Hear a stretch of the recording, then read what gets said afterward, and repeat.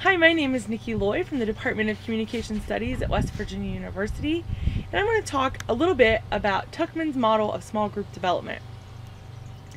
In the 1960s, Bruce Tuckman introduced this model, which helped explain why and how groups change or evolve over their lifespan. So at first he came up with 4 phases or stages, and then later, about 10 years later, added a 5th stage. These stages are forming, storming, norming, performing, and adjourning. And I want to talk a little bit about each phase or stage. At first, when groups form, they are in the forming stage. So they've come together and they ask themselves a lot of questions like, why am I here? What's the point of being in this group? But at this point in time, the group is trying to find a sense of belonging, and develop some predictable patterns of behavior or interaction. Group members are trying to become loyal to the group and trying or attempting to create an environment where group members feel like their ideas are welcome and that they can safely offer suggestions to the group. At this point, there's a lot of fear, anxiety, confusion about what's happening. But there's also a lot of excitement about what the future holds for the group. Group members ask a lot of questions during this phase or stage. They attempt to get to know one another, but they focus a lot on superficial topics, non-controversial things. And most of the group members are polite and kind to one another, at least at first. And they explore their personal and group goals. But still at this point in the forming stage, they are still concerned with their individual goals. So what am I going to get out of this group experience? Once they've been in the forming stage for a while, they usually evolve or move to the storming phase. So this is when group members start tackling a little more important issues, and they have stronger feelings and opinions that they start to share with one another.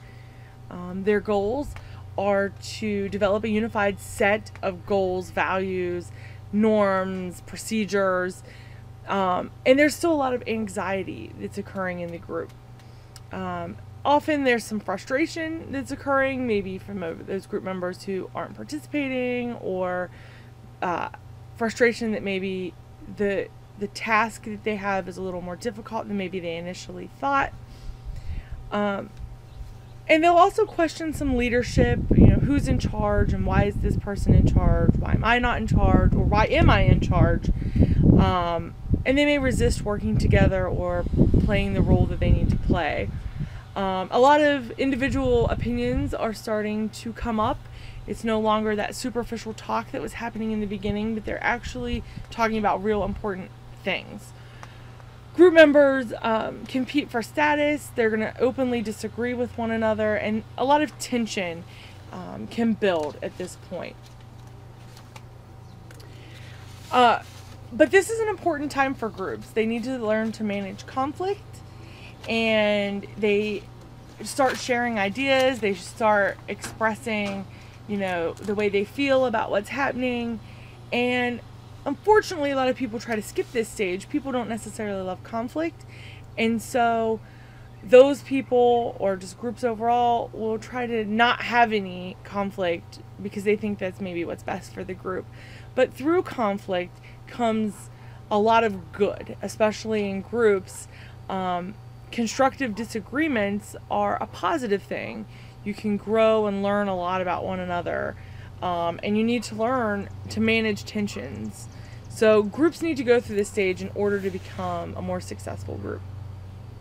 Once they've been able to manage those tensions and conflicts, they generally move into the norming stage. So previously groups were a little unbalanced. Now they're a little more balanced, a little more confrontational. They know they can work through conflicts because they've just done it. And so they start solidifying those positive relationships among group members.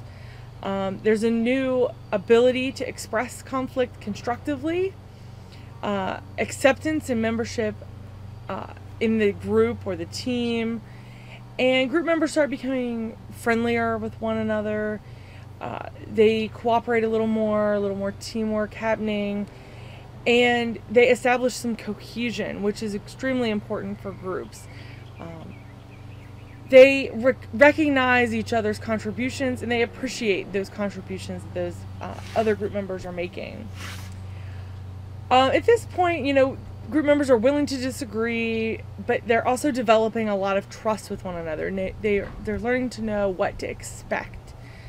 So group goals are now understood, and they can move forward. Now, groups can't always make it to this next stage, the performing stage, but the performing stage is where groups truly become a collaborative team, and they share a vision, and they work together really well, and they're able to get the job done. So they're able to put out the product, or they're able to complete their task and put it out there for an audience. And they're able to maintain this performance for the long haul, hopefully. Feelings often like desire to assist other group members, they start happening. Like, you want to be a performing member. You start admiring each other's hard work, and group members are generally satisfied at this point with the group experience, hopefully. Now, groups are much better at making decisions, and group identity is really high. Not all, like I said earlier, not all groups can make it to this stage, but it is an exciting time for groups. Now, once groups have done this, and like I said, they don't always get here, but at some point, regardless of if you made it to that stage or not, groups do come to an adjourning phase or stage. And this is where groups break up, or one group member has to leave, or the group is splits up. Maybe it's the end of the semester, and so the class is over, or maybe your task is complete and now there's no need to have a group anymore. But individual goals become prominent again, but it's a really important time to reflect on the group experience, understand what your group did well, and how you can take those things that you've learned in this group and take them to your next group. But we also have to address some relational issues. Are we going to remain friends, or are we just is this it for us? Some people would call this the mourning stage, because it can be a sad time for groups that really were cohesive and high performing. Tuckman's model is actually really great, because I think you can look at yourself and see your group going through each of these stages or phases. So I hope that you learned a little something about Bruce Tuckman's group development model, and I hope that your next group experience is a really good experience. Thanks.